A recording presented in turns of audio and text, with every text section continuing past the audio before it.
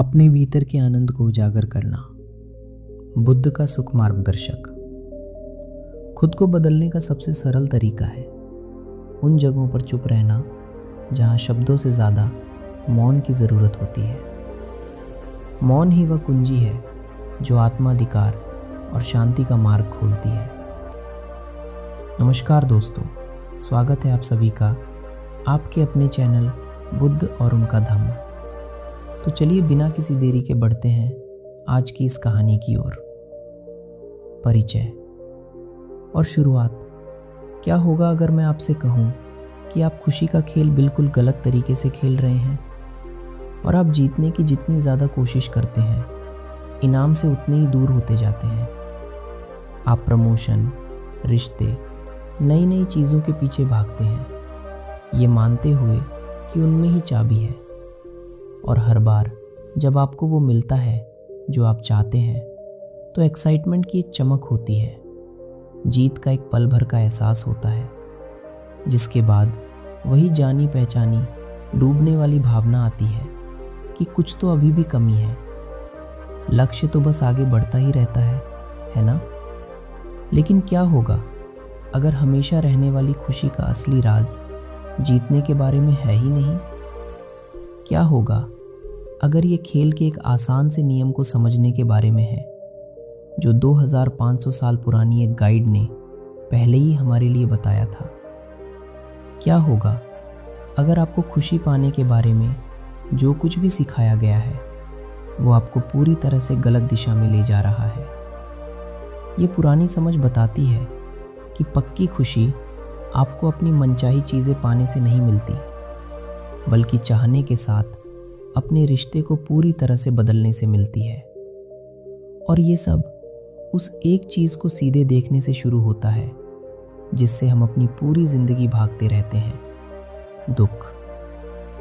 न जीतने वाला खेल। ईमानदारी से कहे तो हम में से ज़्यादातर लोगों के लिए ज़िंदगी एक नॉन स्टॉप भाग दौड़ है। हम या तो अच्छी चीज़ों के पीछे भाग रहे होते हैं या बुरी चीज़ों से बच रहे होते हैं। हमें पहले दिन से ही सिखाया जाता है कि खुशी एक बाहरी चीज़ है, ये कहीं बाहर है, कहीं और। ये अगली सैलरी में है, अगली उपलब्धि में है, अगली छुट्टी में है।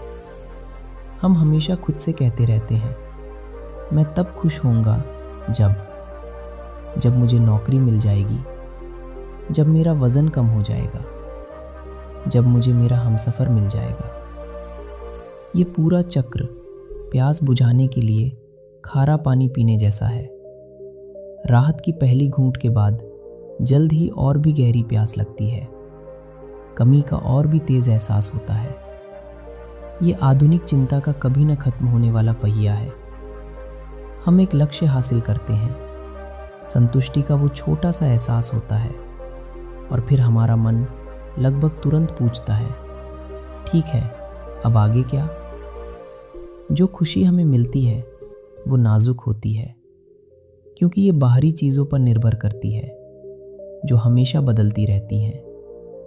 और क्योंकि ब्रह्मांड में सब कुछ लगातार बदल रहा है, इन पल भर की खुशियों से हमारा जुड़ाव असल में निराशा का ही एक कारण है। बुद्ध, एक आम इंसान जिन्होंने 5वीं सदी ईसा पूर्व के आसपास जीवन की असाधारण समझ हासिल की, उन्होंने इस पैटर्न को देखा। उन्होंने इसे व्यक्तिगत असफलता के रूप में नहीं, बल्कि इंसान होने की एक बुनियादी विशेषता के रूप में देखा। उन्होंने महसूस किया कि खुशी पाने की हमारी सामान्य रणनीति न सिर्फ हमें नाकाम कर रही है, बल्कि यही वो चीज़ है जो हमें दुखी कर रही है। सारी कोशिशें, जो अच्छा लगता है उससे चिपके रहना और जो बुरा लगता है उसे दूर धकेलना, ये सब हमारे जीवन में एक गहरा, लगातार तनाव पैदा करता है। बुद्ध ने बेचैनी की इस बुनियादी स्थिति को दुख कहा। हालांकि हम अक्सर इसका अनुवाद पीड़ा के रूप में करते हैं, लेकिन ये उससे कहीं ज़्यादा है। ये उन चीज़ों को पकड़कर जीने का तनाव है जो हमेशा नहीं रह सकती। ये वास्तविकता से थोड़ा तालमेल न बैठने का एहसास है। वो हल्की चिंता जो आपके दिन की सतह के नीचे गूंजती रहती है। जीवन में दर्द होगा, ये पक्का है, लेकिन बुद्ध ने सिखाया कि दर्द तो होगा ही, लेकिन दुख वैकल्पिक है। दुख वो है जो हमारा मन दर्द के साथ करता है। ये वो कहानी है जो हम खुद को सुनाते हैं, वो प्रतिरोध जो हम करते हैं। और इस अंतर को समझना ही सच्ची आज़ादी की ओर पहला कदम है। डॉक्टर का निदान, 4 आर्य सत्य। बुद्ध को पहाड़ की चोटी पर बैठे किसी रहस्यवादी के बजाय एक शानदार डॉक्टर की तरह सोचें। उनकी मुख्य शिक्षा मूल रूप से एक मेडिकल ढांचा है। वो बीमारी का निदान करते हैं, उसके कारण की पहचान करते हैं, पुष्टि करते हैं कि ये ठीक हो सकती है, और फिर एक नुस्खा लिखते हैं। इस ढांचे को 4 आर्य सत्य के नाम से जाना जाता है, और ये वास्तव में आनंदमय जीवन की नींव है। पहला आर्य सत्य, निदान दुख है। पहला सत्य, बस वास्तविकता पर एक सीधा ईमानदार नज़र है। जीवन में दुख शामिल है।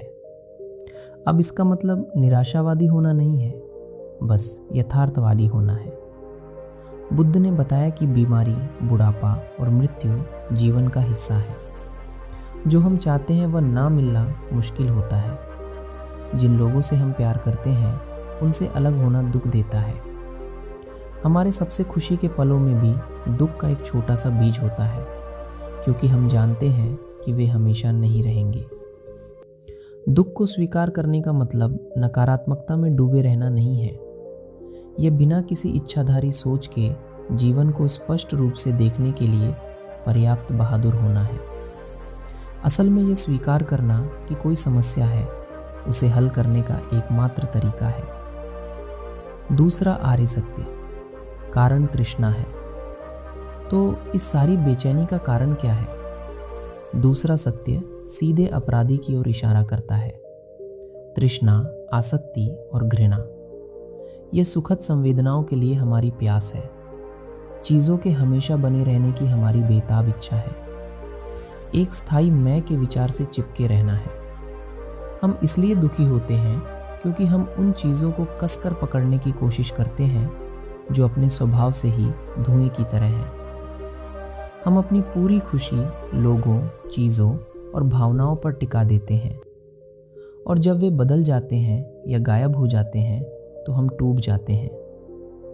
हमारा मन लगातार अगली अच्छी चीज़ को पाने की कोशिश करता रहता है या अगली बुरी चीज़ को दूर धकेलता रहता है, और हमें कभी भी शांति से रहने नहीं देता।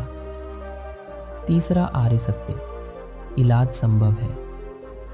यहीं पर पूरी बात एक गंभीर निदान से अविश्वसनीय आशा के संदेश में बदल जाती है।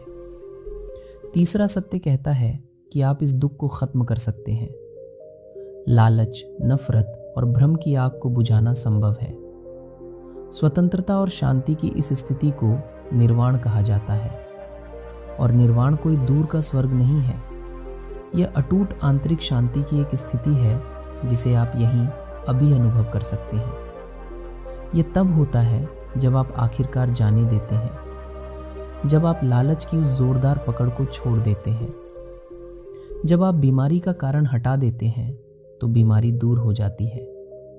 यह इतना ही आसान है। चौथा आर्य सत्य, इलाज के लिए नुस्खा। अंतिम सत्य नुस्खा है इस स्वतंत्रता को अपनी वास्तविकता बनाने का कदम दर कदम रास्ता। यही आर्य अष्टांगिक मार्ग है।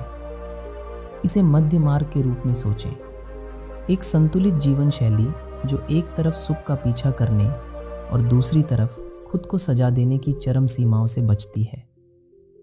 यह कठोर नियमों की सूची नहीं है, बल्कि ज्ञान विकसित करने, नैतिक रूप से जीने और अपने मन को प्रशिक्षित करने के लिए एक व्यवहारिक मार्गदर्शिका है।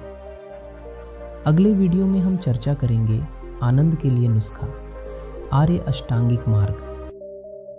भवतु सब मंगलम, सबका मंगल हो, सभी प्राणी सुखी रहे, सभी अपना दुख से मुक्त हो। साधु साधु।